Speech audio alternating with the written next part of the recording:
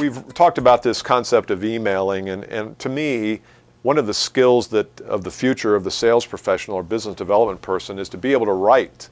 And part of that is being able to write good copy.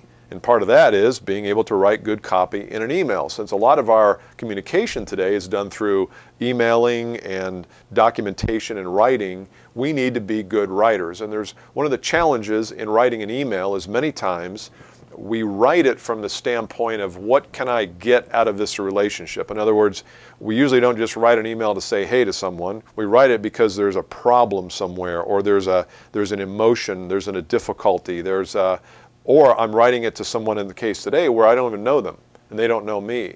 Well, that's kind of an odd and awkward place. So you got to be really careful when you write these emails that it comes across properly and correctly.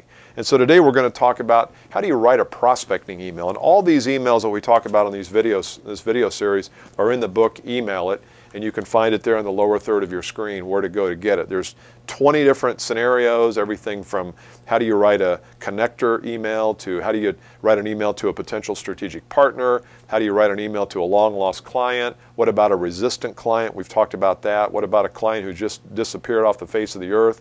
But today we're going to talk about how to write a prospecting email. And there's a couple of things to it. Number one, I think we have to get out of this feeling that we're honing in and we're putting pressure on this prospect. The surest way not to get an answer from an email is when the recipient feels pressure. And so I think a thing to substitute for pressure is just casualness and maybe even some humor. So here's an email that we came up with that we have found works very well, and some of our readers of Email It have found the same thing. And you've got to really let your personality show through. I would prefer you not take this, if you do end up buying the book and starting to use these and cutting and pasting them, I still recommend that you use your own words. If you wouldn't say a certain thing that we say here, change it by all means. It's got to have a little bit of your personality in it. So here's the way I would start an email to a brand new prospect. We'll call them a cold prospect.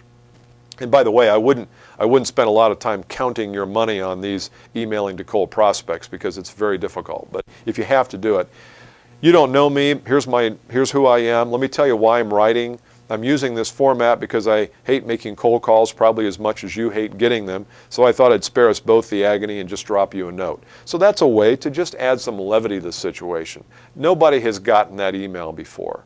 Now it's got to be you, it's got to be your personality, but you're setting the stage there. You're creating an atmosphere in this email where a person is at least interested in reading the next paragraph, in which I say, all kidding aside, I work with businesses around this area, helping them to solve some very specific problems like A, B, and C. In no way would I ever presume that you have any of these problems, but I do find that half the companies that I call on have them and half don't. If it makes sense to get a coffee sometime and discuss your issues, I'd be happy to do that. So you're really being very casual with it. You're being very soft and a little elegant. You're being very efficient. You're not trying to hammer someone for an appointment. And I think what you'll find is this email will help break the ice a little bit.